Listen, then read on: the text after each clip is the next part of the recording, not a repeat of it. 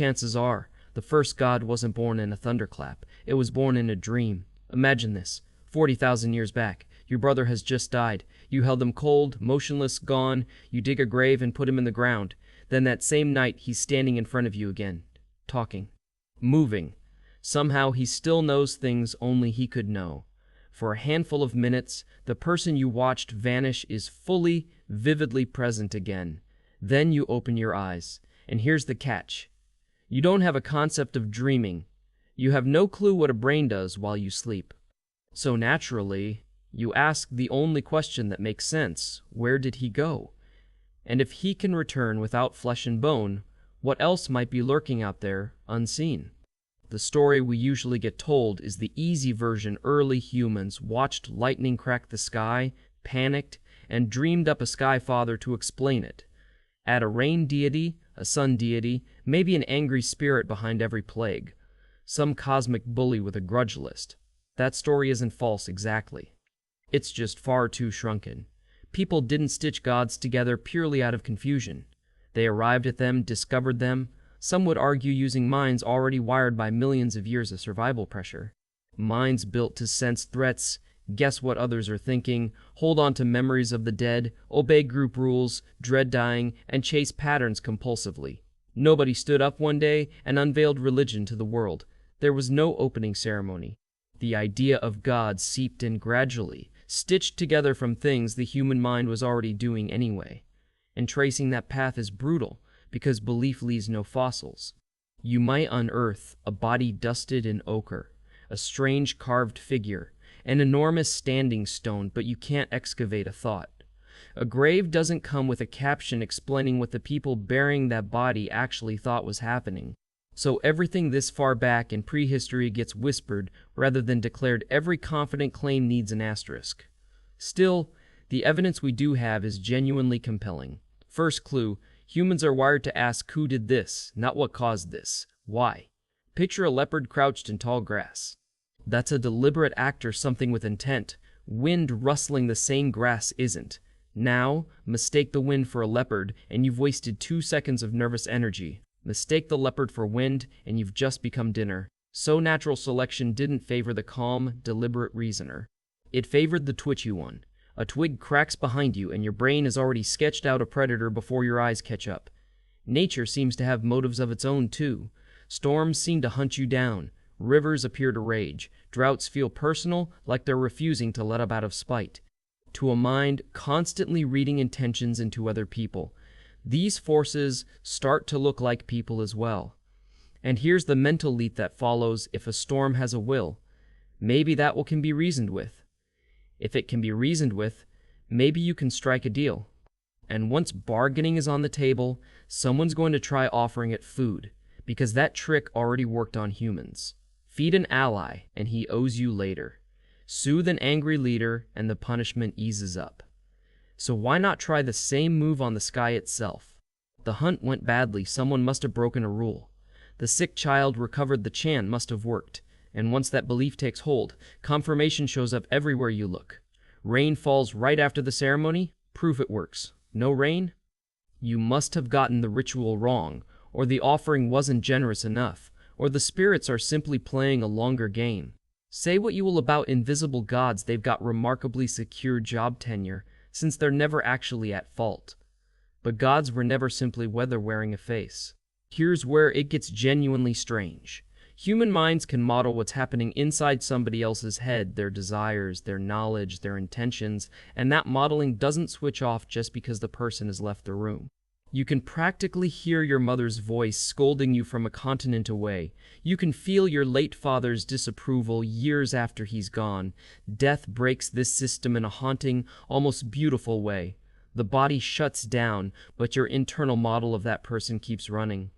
You still remember their laugh, their voice, exactly how they'd react to something. Your mind quietly keeps them alive as someone you can still talk to. They're absent, but your head keeps rebuilding them anyway. Which means the dead didn't get to retire. An ancestor could still warn you of danger, shield you from harm, or punish you for stepping out of line. Tend to Grandpa's resting place, and the connection holds strong. Neglect it, and misfortune follows. Well, you know exactly why. That's part of why we see such elaborate care given to bodies this early in our history. People poured real effort into corpses that could offer nothing back. That alone doesn't prove belief in a god, but it's fertile ground where one could easily take root. Then came the real turning point, symbolic thought.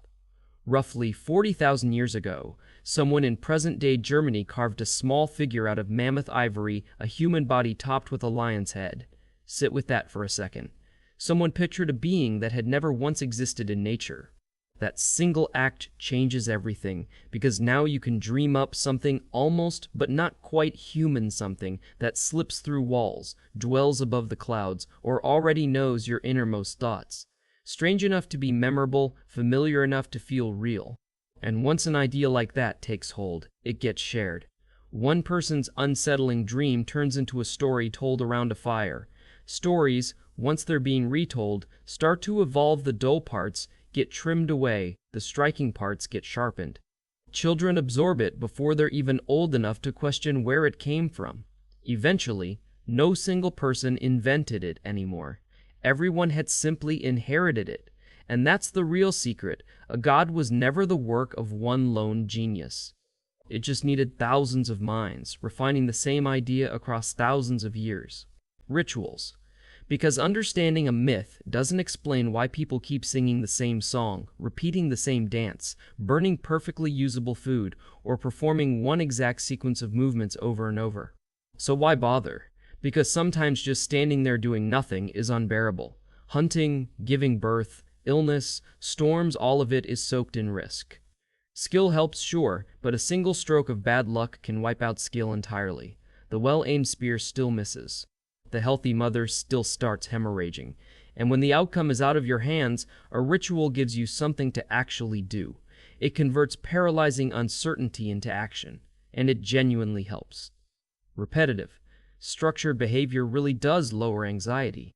It also binds the group together when everyone's chanting, dancing, and moving in sync. The boundary between me and us starts to dissolve. The costly rituals, fasting, scarring, giving away something genuinely valuable, those work as proof. Words are cheap. Sacrifice isn't easy to fake. So the person who pays a real price for the group's beliefs earns more trust than the one who only shows up when there's food involved. Belief stopped being just belief, it became a badge, evidence that you truly belonged. Fast forward, and as groups grew larger, the gods scaled up right alongside them.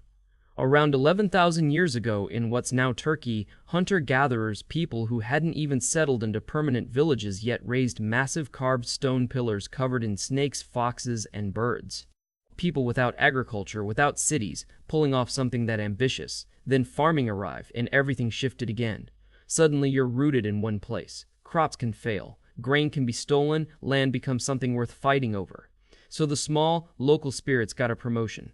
Ancestors became a claim on territory. Our dead are buried in this soil. Therefore, this soil belongs to us. In a small village, everyone knows everyone, and everyone knows who cheated. But in a city full of strangers, you can slip away from your neighbor's watchful eyes entirely. So people invented a witness who could never be evaded, a god who sees everything, no matter how far you run. A god who monitors strangers, punishes dishonesty, and lets people who've never even met each other trust one another anyway. So why did every culture end up with different gods? Simple, different environments demanded different explanations. People along rivers got flood deities. Herding societies got sky gods. Coastal and island cultures got storm and ocean gods. Your gods mirrored the world you actually lived in. So why did we build them in the first place? Honestly, all of it, all at once. We needed explanations for cause and effect. We saw intention behind everything. We couldn't let the dead simply disappear. We dreamed. We grieved. We told each other stories. We were afraid. And ritual made that fear feel like something we could actually manage. But maybe the deepest reason wasn't fear of lightning at all. Maybe it was fear of meaninglessness, because we'd grown intelligent enough to understand time, loss, and the fact that we, too, would eventually die. A random storm just ends without purpose. A meaningful storm is a punishment, a warning, a message. Death stops being a full stop and becomes a doorway instead. Religion never made the fear disappear, it just made the fear negotiable. An indifferent universe gives you absolutely nothing back. An angry god, on the other hand, might settle for a goat. We didn't dream up gods because we were foolish. We dreamed them up because we'd become clever enough to imagine minds we couldn't see, social enough to need rules everyone could share, and self-aware enough to know our own ending was coming. Long before temples, before priests, before kings ever existed, someone sat staring into the dark and felt the dark somehow staring right back. Maybe it really was just a predator in the grass. Maybe it was only a memory refusing to fade. Maybe it was a story that simply came alive with retelling. Or maybe something actually answered. We'll probably never know for certain. All we can really say is what we, as humans, did next.